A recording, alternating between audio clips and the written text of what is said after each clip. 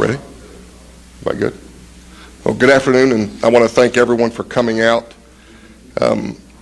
We've been working on this case for over 30 years, and I want to thank Lieutenant Tommy Hansen for all his diligent work for the last 30 years on this case, our partners with the FBI, and see if we can't get Mr. Calderon to justice. And right now I'd like to turn it over to our FBI citizen. Good afternoon, everybody. Thank you. I don't know if people are aware what quite a tasking it is to get somebody extradited from outside the country. So there's a lot of people we'd like to thank, and it took a lot of work from a lot of people. Department of Justice was instrumental in helping.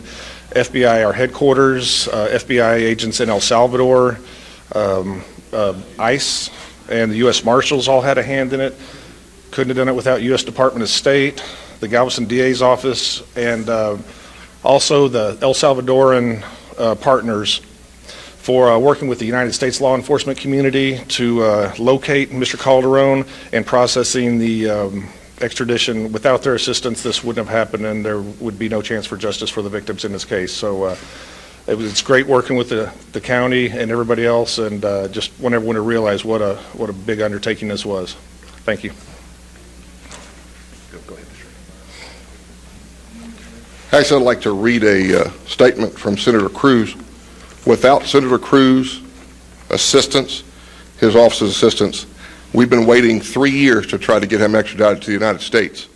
And it took his assistance to make this possible. And again, it's from Senator Cruz to the President of El Salvador.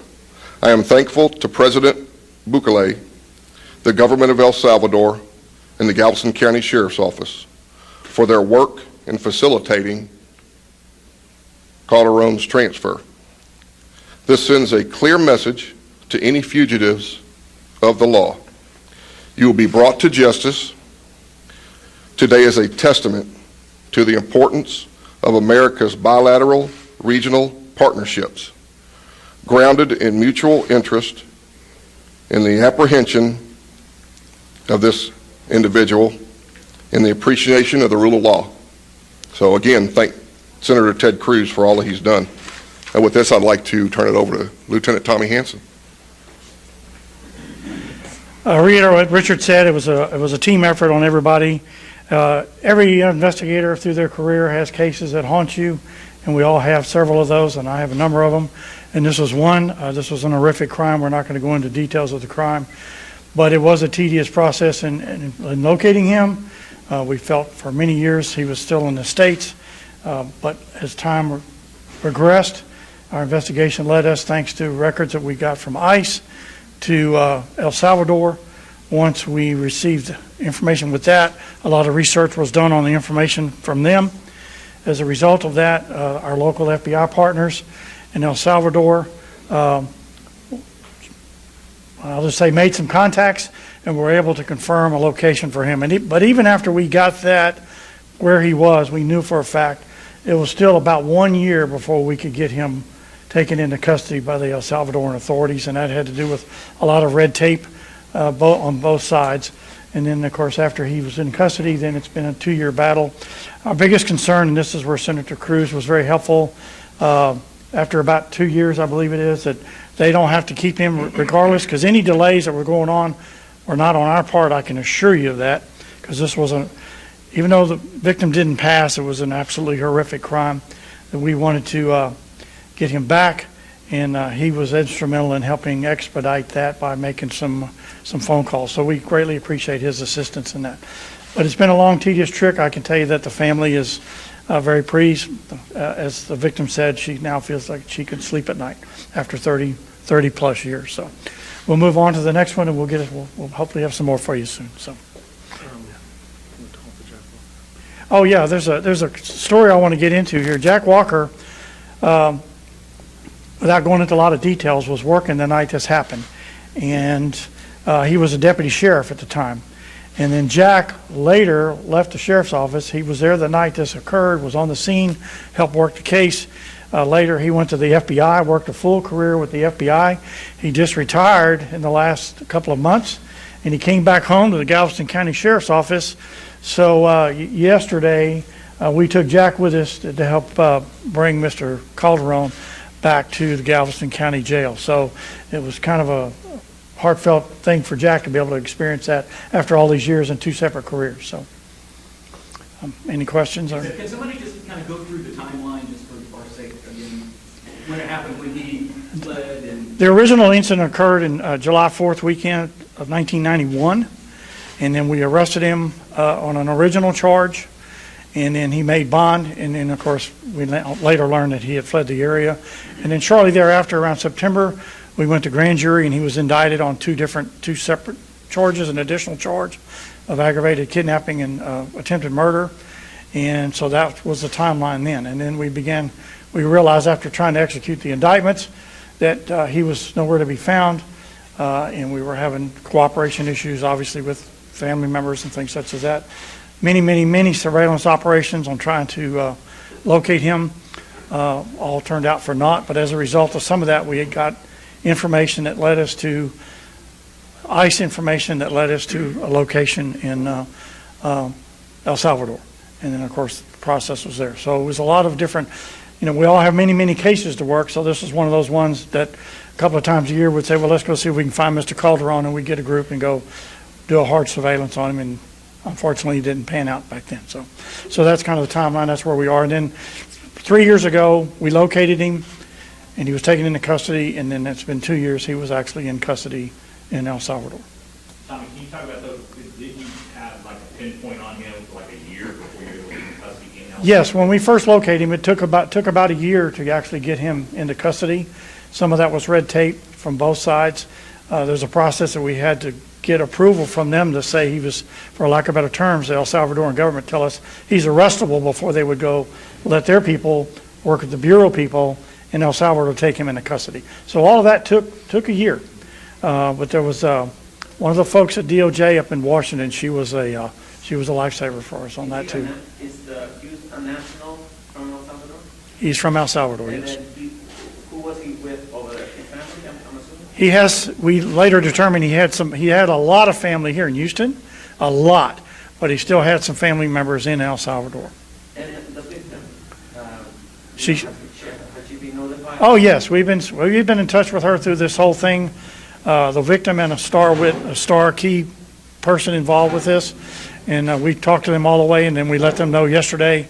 I wasn't going to tell him he was here until we saw him at the airport, because Murphy's Law was going to get us, and I didn't want that to happen. So, and then we talked to her. In fact, I just talked to her daughter about 2 minutes before this started. So, How difficult was, you mentioned the red tape, but how difficult was it to, extradite this guy into the state? well, as Agent Renison said, and I've been assigned to several of these fugitives that seem to be international. It is a massive amount of paperwork that has to go through with the Department of Justice, Interpol, all of that. It's before you can even start, you got to do a lot of stuff. So, but that's normal. Was that for that process for you guys, for the family to know that you got the guy, right? And can't be back. What was the beginning of the question? I'm sorry. So what was, just how frustrating was that in this process and for the family, knowing that you had your guy, but it took just so long to finally get to I think for me, and probably them as well, knowing that was more frustrating than the 29 years or 20 years ahead, something ahead of that, not knowing where it was. You're exactly right. You bring a valid point. That's when the frustration set in. And, Richard, I really couldn't relieve ourselves the other day to breathe until he was actually on the plane. And then when he was on the plane, then we didn't notify the family until he was at the airport in Houston. So. Is it normal for that country to normally take that long, or is this just standard in any most international? It's a pretty routine process. And you Yeah. describe what was the last few days were like? When did you learn he was finally being transferred? What was the travel like? Well, a few weeks ago, when Senator Cruz contacted us personally and let us know that he had been in touch with the president down there and that things were going to happen in about 2 weeks. So that was a good time window that we could start. Really, about 2 weeks ago, we knew this was finally probably going to happen. And then it moved very quickly, but we had to make arrangements, and the Bureau was kind enough to help take care of us on all that on transportation, and we arranged for transportation to get him back here.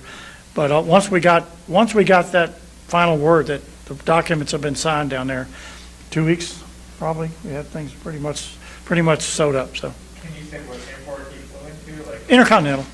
Yeah.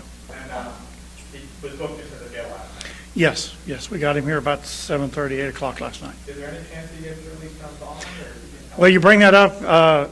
This morning, there was a bond hearing in the 212th District Court, and the district attorney did a presentation as to wanting to increase his bond because obviously he is a flight risk, a proven flight risk, and the judge put a $1 million bond on each charge. So that did go through, wasn't it?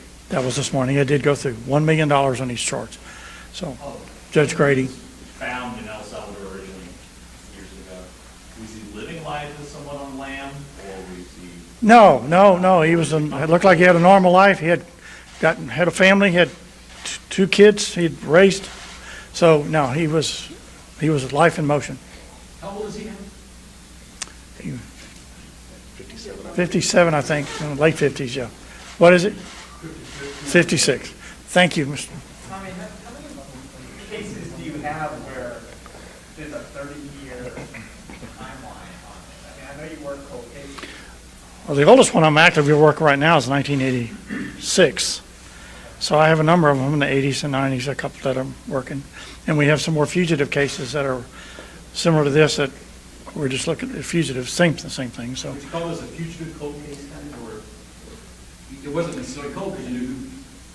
well, yeah, I mean, but it was old and it could have fallen by the wayside like a lot of unfortunately cases do. So we try not to do that. It does happen. But when you have something to work on, it makes it easier. So, It's a lesson for other law enforcement agencies, like, you never know when something's going to come about. well, yeah, you never know. Yeah. How many cold cases you think you have still? Well, we got tons of them, but I'm actively working right now, probably 8 or 10, something like that. In the same range of years, of 30 years? No, some of them aren't that old. From the mid 80s to, I think the newest one I'm working is 07. Sheriff, and the DA's not here right now, but do you know of any type of timeline when you may see this actually get into the courtroom? No, I don't. And actually, I had a discussion with Jack Rody probably 20 minutes ago on this case. And they are going to work on this, trying to get it to court swiftly as they can. The young lady's been waiting over 30 years to see justice, and I appreciate his diligence to make that happen. And with that saying, I sent him to another meeting, and the individual we were just discussing that worked here left, had a career at the FBI, retired, and is back. He's stepped in right now. I'm going to ask that he doesn't answer any questions. That was part of my discussion with, he may be sitting on the stand because he was a sheriff's deputy back 30-odd years ago on the scene. So, a statement may be needed in court, not here. Even if just about to say how he feels about it, if there's somebody who doesn't. Want to talk to that? It's up to you. What was the You want to say question? that? How you feel about it? Nothing on the case, but just how are you feeling since you were there on the scene that night, see something so long, I'm sure this may be one of the first you've had this length time in your career. I would say I think I share the sentiment of at least the sentiment I gather from your questions. It's a testament to law enforcement not giving up and not forgetting. That is a long time, and I attribute it to the lieutenant here working that case. But it's amazing that we can bring somebody to justice after all those years. Long time, 2 different careers in law enforcement, you and a retirement along the way, too, right?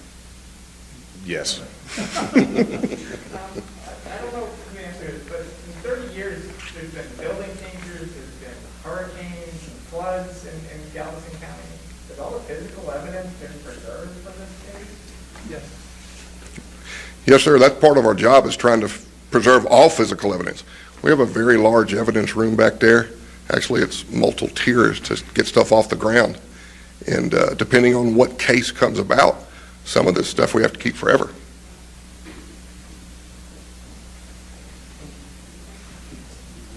Any other questions? My name? Oh, Henry, Henry, last name T as in Tom, Rochesset. And I'm the sheriff here in Galveston County. By any chance, do you have any video that we might use of him coming to the States? Or the suspect coming to the States? Anything that we could No, use nothing this morning. would be nice. We had one last night that requested coming down in video, and I have to see if they can release it, but we'll go from We there. already have, You already have? everybody has requested. He requested last night. They were here when the vehicle came from the airport. Any other questions? Anybody speak Spanish? Well, thank you all. Spelling on our names? Yes. Richard Renison. Richard, it's Rennison. Yeah, just tell them. Yeah. My name is Richard Renison, Rennison, and I'm a supervisory special agent with the FBI. And now Lieutenant Tommy Hanson, go ahead. Mine's S-O-N? S-O-N. Oh, yeah, mine's Lieutenant Tommy Hanson, Hansen. Hanson, Hansen. Lieutenant Tommy Hanson, Hansen, and I'm with the Major Crimes Unit with the Galveston County Sheriff's Office. 49 years. And I work with their office a lot, so. Yes. It's Renison, Rennison. Yeah, I've actually been assigned over there, 10 years now, I guess? 9 or 10 years, working a lot of joint stuff, cases. Anything else? Thank you all very much.